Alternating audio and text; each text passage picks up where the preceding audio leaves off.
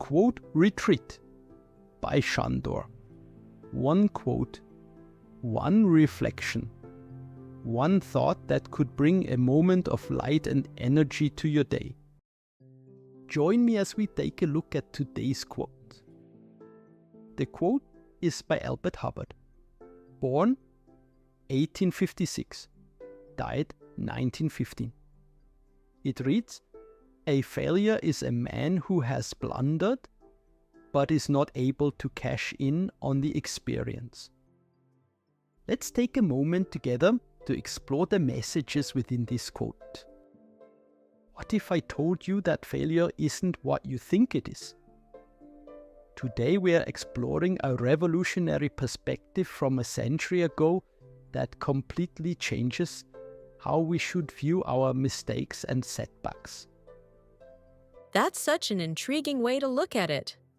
I'm particularly drawn to this quote from Elbert Hubbard that says, "A failure is a man who has blundered but is not able to cash in on the experience." You know what's fascinating about Hubbard? He wasn't just some armchair philosopher.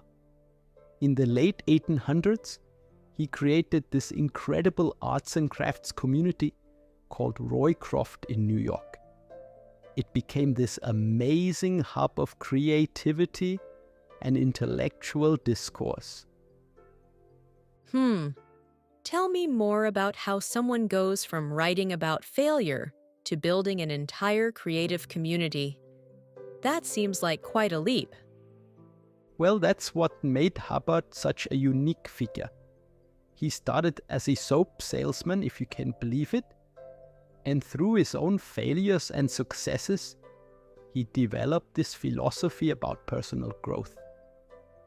The Roycroft campus became this experimental ground where artisans and intellectuals could work together, take risks, and learn from their mistakes. So how did he manage to convince people to join this rather unconventional community during such a traditional era? You know what's really interesting is that he published this magazine called The Philistine that became incredibly popular. It wasn't your typical publication. It was filled with his philosophical thoughts and practical advice, all delivered with this wonderful sense of humor that really connected with people. That's fascinating how he used media to spread his message. I imagine that was pretty groundbreaking for the time. Oh, absolutely. And here's what's really wild. His ideas about embracing failure and learning from experience were completely counter to the Victorian era mindset of maintaining perfect appearances. He was basically promoting a growth mindset a century before it became a buzzword in psychology. Well, that makes me wonder, how do you think his message would be received in today's social media age, where everyone's trying to present this perfect image of success? That's such a great question. I think his message is actually more relevant now than ever. Like, think about startup culture. With their fail fast, fail forward mentality, Hubbard was basically preaching the same idea back in the 1800s, but with this deeper philosophical understanding. You know what really strikes me about his approach? The way he combined practical wisdom with deeper life lessons. It wasn't just about business success. Exactly right. And what's particularly powerful is how he lived these principles right up until his death. He was actually aboard the RMS Lusitania when it was torpedoed in 1915. Even in choosing to travel during wartime, he was someone who believed in living life fully and facing whatever consequences came his way. That's such a powerful part of his story. It really shows how he lived his philosophy until the end. And you know what's really remarkable? his influence extended far beyond just his writings.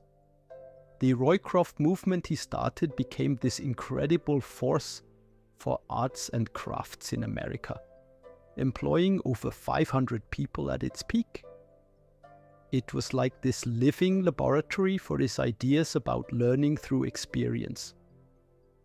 The way you describe it makes me think about how different it is from our current self-help culture that often promises quick fixes and guaranteed success. That's right. And here's what I think is the most valuable lesson for us today. It's not about avoiding failure or pretending we are perfect.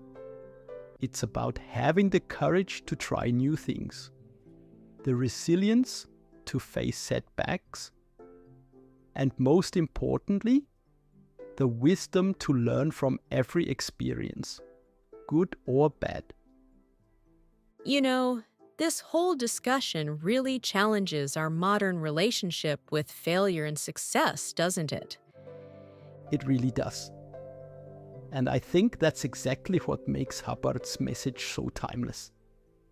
He's not just giving us permission to fail, he's showing us how those very failures can become our greatest assets.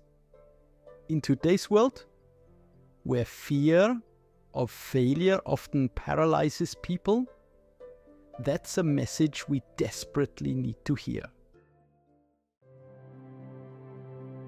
With that, we conclude this exciting episode.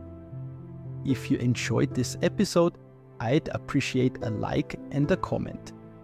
Don't forget to subscribe. Thank you.